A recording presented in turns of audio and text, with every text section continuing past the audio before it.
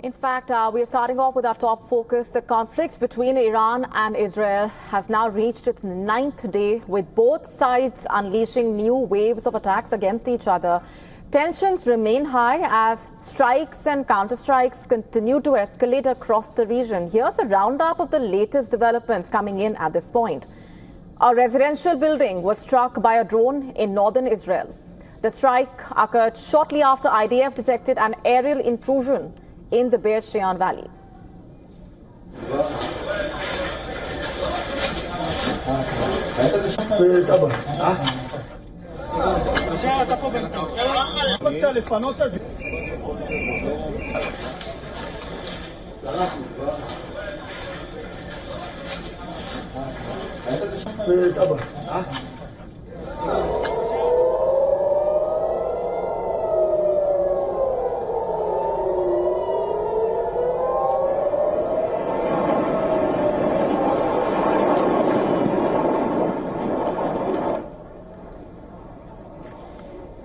The IDF says 2 more drones launched from Iran at Israel were shot down over the Arava region in southern Israel. Alert sirens sound in the community of Zukim.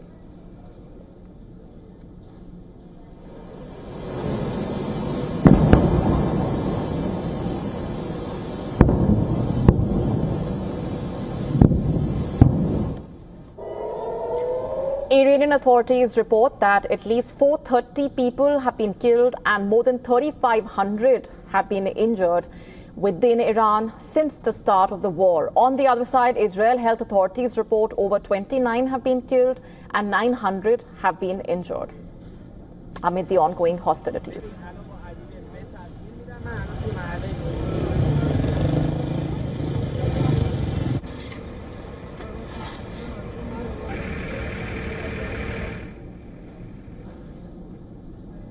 The IDF saying they killed Saeed Izadi, a senior commander in Iran's IRGC Quds force.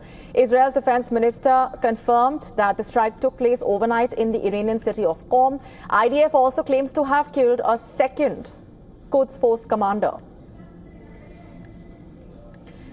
saying that he died in a strike on his vehicle in western Tehran. In another incident, 4 IRGC personnel were reportedly killed in an Israeli airstrike on a training center in northwest Iran in the city of Tabriz.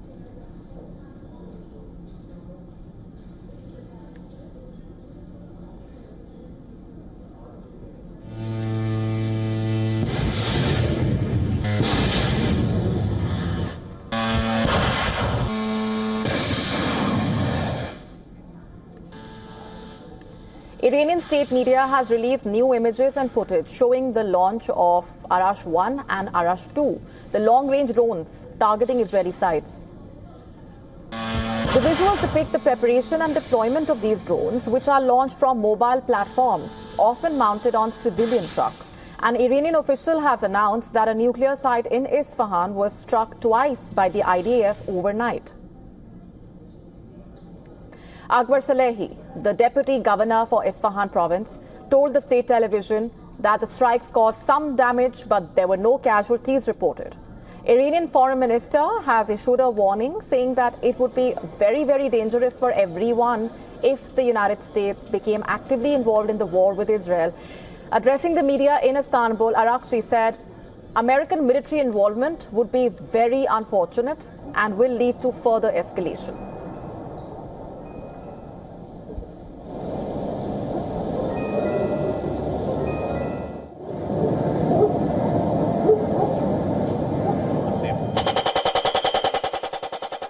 Unfortunately, we have heard that the U.S. may join this aggression. That would be very unfortunate, and I think that would be very, very dangerous for everybody. That is day 9 of the Israel-Iran war, and the tensions are only mounting. Missile exchanges between the two sides continuing to escalate, leaving casualties and destruction on both sides. One of the worst hit areas in Israel has been Haifa. At least 23 people were injured, including 3 seriously, after an Iranian ballistic missile slammed into Haifa on Friday afternoon. The missile landed near the city's iconic Sale building and just meters from the historic Al Jarina Mosque, one of the city's oldest places of worship. The nearby Masjid al-Sagir was also damaged in the blast. The Israeli foreign minister confirmed that several Muslim clerics were injured while praying at the time of the attack. The country's president, meanwhile, took to X to condemn the outrageous attack.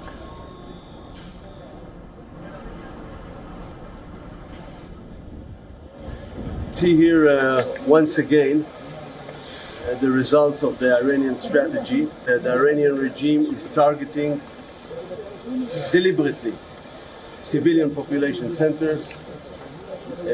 Therefore, you can see that a pure civilian area was hurt here, and specifically in that case a mosque. It's a war crime. This is clear because you cannot target, according to the international law, you cannot target civilian population centers. But why is Iran focusing so heavily on this northern city? Haifa is Israel's largest city in the north and the third largest overall. It has a population of over 272,000, with another 300,000 residents living in nearby towns. Together, they form the Haifa metropolitan area, a densely populated urban zone of nearly 600,000 people.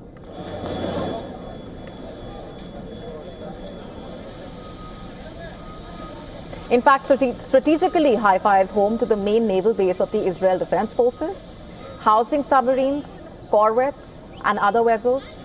And while it's unclear whether this military facility was the intended target or if it was struck, its presence adds to Haifa's military significance.